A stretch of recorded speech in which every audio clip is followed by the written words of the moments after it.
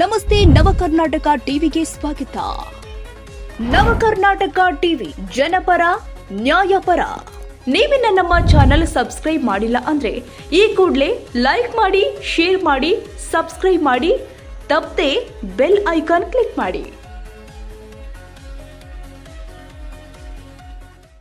ಅಥಣಿ ಪಟ್ಟಣದ ಜನನಿಬಿಡ ದೇಸಾಯಿ ಸರ್ಕಲ್ನ ದತ್ತಮಂದಿರ ಕಾಂಪ್ಲೆಕ್ಸ್ ಮುಂಭಾಗದಲ್ಲಿ ಇರುವ ಬೃಹತ್ ಚರಂಡಿಯ ಮುಚ್ಚಳಿಕೆ ಮುರಿದು ಅಪಾಯಕಾರಿ ಸ್ಥಿತಿಯಲ್ಲಿ ಇದ್ದು ಸಾರ್ವಜನಿಕರ ಸುರಕ್ಷತೆ ದೃಷ್ಟಿಯಿಂದ ತಕ್ಷಣ ಕ್ರಮ ಕೈಗೊಳ್ಳುವಂತೆ ಪುರಸಭೆ ಹಾಗೂ ತಾಲೂಕು ಆಡಳಿತಕ್ಕೆ ಮನವಿ ಸಲ್ಲಿಸಲಾಗಿದೆ. ಕರ್ನಾಟಕ ಪರಿಶಿಷ್ಟ ಜಾತಿ ಪರಿಶಿಷ್ಟ ಪಂಗಡ ಮಹಿಳಾ ಸಬಲೀಕರಣ ಹೋರಾಟ ಸಮಿತಿಯ ರಾಜ್ಯ ಮಾಧ್ಯಮ ವಕ್ತಾರ ಮಹೇಶ್ ಎಂ ಶರ್ಮಾ ಮಾತನಾಡಿ, ಚರಂಡಿಯ ಅಪಾಯಕಾರಿ ಸ್ಥಿತಿಯ ಕುರಿತು 2023 ಮಾರ್ಚ್ 4ರಂದು ಪುರಸಭೆ ಕಚೇರಿಗೆ ಲಿಖಿತ ಮನವಿ ಸಲ್ಲಿಸಿ ಗಮನ ಸೆಳೆಯಲಾಗಿತ್ತು. ಆದರೆ ಈವರೆಗೆ ಸಮರ್ಪಕ ಕ್ರಮ ಕೈಗೊಳ್ಳದ ಹಿನ್ನೆಲೆ ಪುರಸಭೆ ಮುಖ್ಯಾಧಿಕಾರಿ ಹಾಗೂ ಅಥಣಿ ತಹಶೀಲ್ದಾರ್ ಅವರಿಗೆ ಮತ್ತೊಮ್ಮೆ ಮನವಿ ಸಲ್ಲಿಸಿ ಹೊಸ ಚರಂಡಿ ನಿರ್ಮಾಣ ಹಾಗೂ ದೃಢವಾದ ಮುಚ್ಚಳಿಕೆ ಅಳವಡಿಸುವಂತೆ ಒತ್ತಾಯ ಮಾಡಲಾಗಿದೆ ಎಂದು ಹೇಳಿದರು. ದತ್ತ ಮಂದಿರ ಕಾಂಪ್ಲೆಕ್ಸ್ನಲ್ಲಿ ಜೆರಾಕ್ಸ್ ಅಂಗಡಿಗಳು, ಚಹಾ ಹೋಟೆಲ್, ಮೆಡಿಕಲ್ ಶಾಪ್ ಸೇರಿ ಹಲವು ವಾಣಿಜ್ಯ ಮಳಿಗೆಗಳು ಇದ್ದು ಪ್ರತಿದಿನ ನೂರಾರು ಜನ ಈ ಮಾರ್ಗದಲ್ಲಿ ಸಂಚರಿಸುತ್ತಾರೆ. ಮುರಿದಿರುವ ಚರಂಡಿ ಮುಚ್ಚಳಿಕೆಯಿಂದಾಗಿ ಸಾರ್ವಜನಿಕರಿಗೆ ಅಪಾಯ ಎದುರಾಗಿದ್ದು ಹಿರಿಯ ನಾಗರಿಕರು ಹಾಗೂ ಮಹಿಳೆಯರು ಕಾಲು ಜಾರಿ ಬಿದ್ದಿರುವ ಘಟನೆಗಳು ಜರುಗಿದೆ ಅಂತ ಆರೋಪಿಸಿದರು.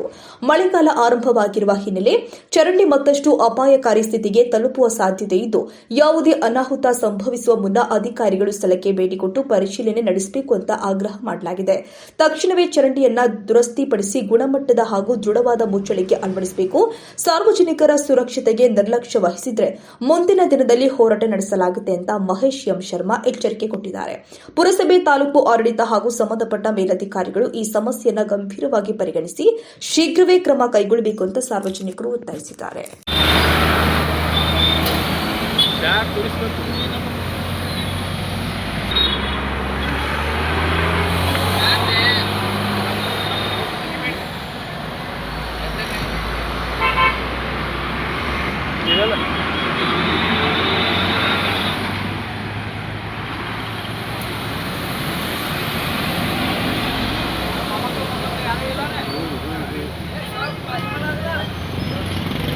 ಪೈಲ ಒಂದಿಷ್ಟು